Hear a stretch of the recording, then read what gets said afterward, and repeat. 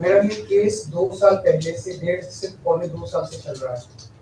17 अगस्त को 2022 को सीबीआई की पहली केस फाइल हुआ था और 22 अगस्त 2022 को पीसीआर फाइल हुई थी ईडी में। मुझे गिरफ्तार किया गया है। ना तो किसी कोर्ट ने मुझे दोषी करार दिया है, ना मेरे ऊपर कोई मुकदमा चला है, ना मेरे ऊपर कोई आरोप तय हुए हैं, ना मेरे ऊपर कोई आरोप नहीं है। अभी तक इस केस में सीबीआई 31,000 पेज फाइल कर चुकी है कोर्ट में और 294 विटनेसेस को एग्जामिन कर चुकी है। ईडी लगभग 162 विटनेसेस को एग्जामिन कर चुकी है और 25,000 पेजेस फाइल कर चुकी है। इन सारे विटनेसेस और सारे कागजों को मिला के मुझे क्यों गिरफ्तार किया गया है? मेरा नाम सीधे सीधे 4 स्टेटमेंट्स में आता है, वो मैं आपके सामने रखने की इजाजत चाह रहा हूँ। तो मेरा चार्ज क्या आता है? पहला, सी अरविंद मनीष सिसोदिया जी के सेक्रेटरी थे। उन्होंने ये कहा है, स्टेटमेंट दिया है कि एक दिन मेरे घर में मेरी मौजूदगी में मनीष सिसोदिया जी ने उनको कुछ एक्साइज के डॉक्यूमेंट्स हैंड ओवर किए। That's it madam. उन्होंने ये नहीं कहा कि मेरी मौजूदगी में कोई पैसे दिए, कोई ऐसा कोई आरोप नहीं है।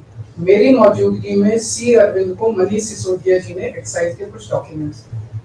मैडम, मेरे घर पे ढेरों एमएलए आते हैं, ढेरों मंत्री आते हैं, ढेरों डिग्निटरीज आते हैं, अपने अपने सेक्रेटरी लेते हैं, वो आपस में खुसर भी करते रहते हैं, आपस में डॉक्यूमेंट्स भी एक्सचेंज। मुझे क्या पता कि कौन किसको क्या दे। Is this a sufficient reason to arrest the sitting chief minister? क्या ये स्टेटमेंट एक सिटिंग चीफ मिनिस्टर को अरेस्ट करने के लिए पर्याप्त है?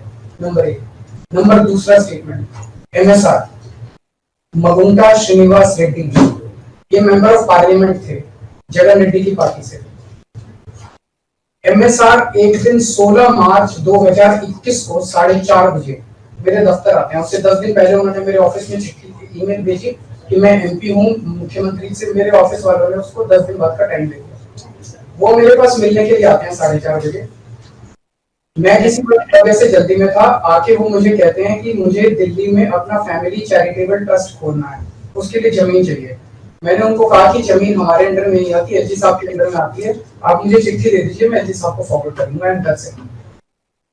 सो ये हुआ। 16 सितंबर 2022 को उनके घर पे रेड होती है। उनसे पूछा जाता है कि क्या आप केजरीवाल जी से मिले? वो कहते हैं कि हाँ मैं मिला और मैं केजरीवाल जी से अपने फैमिली ट्रस्ट की जमीन मांगने गया था। ये 16 सितंबर 2022 को सेक्शन 17 का स्टेटमेंट है। ED is not happy with this statement. 5 महीने के बाद उनके बेटे को 10 फरवरी को गिरफ्तार कर लिया जाता है। उसके बावजूद भी वो अपने स्टेटमेंट पे कायम रहते हैं। उनका दोबारा गिरफ्तारी के बाद स्टेटमेंट लिया गया था, वो कायम रहते हैं। 5 महीने जब उनका बेटा गिरफ्तार रहता है तो बात टूट जाता है। 16 जुलाई को बदल लेते हैं। उसके बाद वो 16 जुलाई को वो अपना स्टेटमेंट बदल लेते हैं। 18 जुलाई को उनका बेटा छूट जाता है। उसके बाद उनका कोई स्टेटमेंट नहीं होता। That's it. स्टेटमेंट पे स्टेटमेंट हो रहे थे जब तक वो अपना स्टेटमेंट मेरे खिलाफ नहीं दे रहे थे। जैसे उन्होंने मेरे खिलाफ स्टेटमेंट दिया, बेटा भी छूट गया, स्टेटमेंट होने भी बंद हो गए और 3 अक्टूबर को उनका माफीनामा भी हो गया। Mission accomplished. इसका मतलब ईडी का मिशन केवल और केवल मुझे फंसाना था। 3 सेक्शन 50 के स्टेटमेंट है मैम। तीनों से सेक्शन 50 के स्टेटमेंट है, they are equal in the eyes of the law. तीनों बराबर है, तीनों की ग्रेविटी सेम है। तो उसमें से एक स्टेटमेंट के तवज्जो क्यों दी गई? क्या जांच की गई है जानने के लिए उसमें से एक ठीक है और बाकी 2 गलत है। जो 25,000 पेज ईडी ने फाइल किए हैं कोर्ट के अंदर, उन 25,000 में जो केजरीवाल के खिलाफ वाला स्टेटमेंट है केवल वो लगाया गया, बाकी दोनों स्टेटमेंट दबा दिए गए। क्यों मैम? कोर्ट के सामने तीनों स्टेटमेंट लाए जाने चाहिए थे ताकि कोर्ट डिसाइड कर ले सच्चाई क्या है। चलिए ठीक है। 1 मिनट मैम। तीसरा स्टेटमेंट है उनके बेटे का, राघव मगुंटा से 16 सितंबर को उसके घर पे जब रेड होती है उनसे स्टेटमेंट लेते हैं।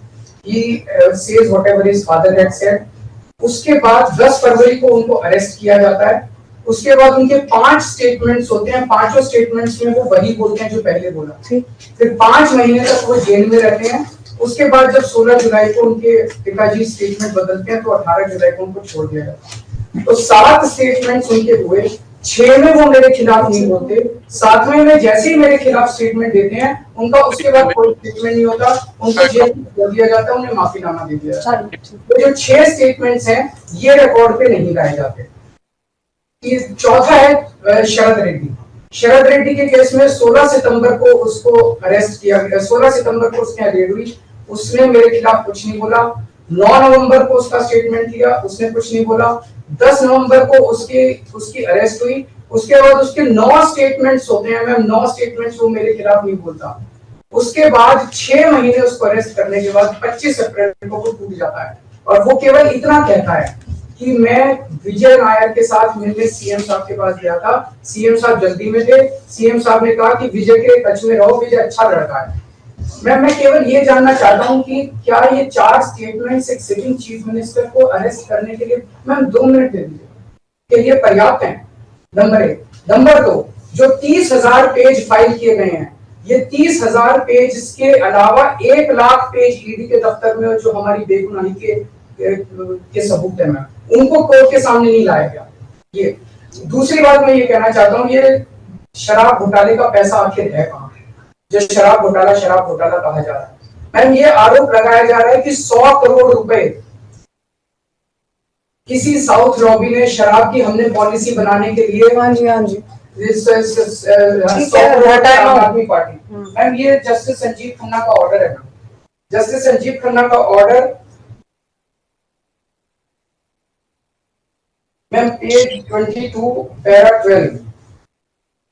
The assertion in the complaint filed by DOE that kickback of rupees 100 crore was actually paid by Liquor Group is a matter of debate.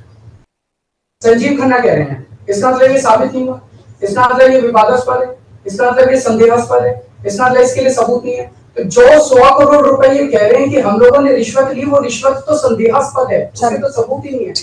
लेकिन असली शराब घोटाला क्या है? असली शराब घोटाला शुरू होता है ईडी की जांच के बाद। जब ईडी की जांच शुरू हो जाती है, ईडी की जांच के 2 मकसद हैं। एक स्मोक स्क्रीन क्रिएट करना पूरे देश के सामने, आम आदमी पार्टी ने चोरी की है, आम आदमी पार्टी भ्रष्टाचारी है, आम आदमी पार्टी ने शराब घोटाला किया, और उसके पीछे एक्सटॉर्शन रैकेट करना जिसके जरिए वो एक्सटॉर्शन रैकेट करना जिसके जरिए वो पैसे इकट्ठे कर रही है। मैं आपको सबूत दे रहा हूँ। शरद रेड्डी के केस में शरद रेड्डी को बेल 2 वजह से मिली।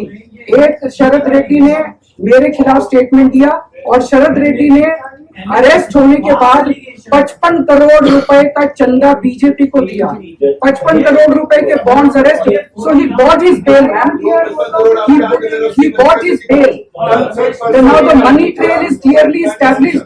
Money trail is clearly established. Ma'am, just last 1 minute. Last 1 minute. The money trail is established, ma'am. उसने अपनी बेल अरेस्ट होने के बाद 55 करोड़ रुपए का चंदा बीजेपी को दिया, बीजेपी के अकाउंट में सीधा गया। मनी ट्रेल इज एस्टैब्लिश्ड और यही पूरी जांच का मकसद था। एक तरफ आम आदमी पार्टी को क्रश करना, एक स्मोक स्क्रीन क्रिएट करना, भ्रम का पर्दा और पीछे से एक्सटॉर्शन करना। Thank you.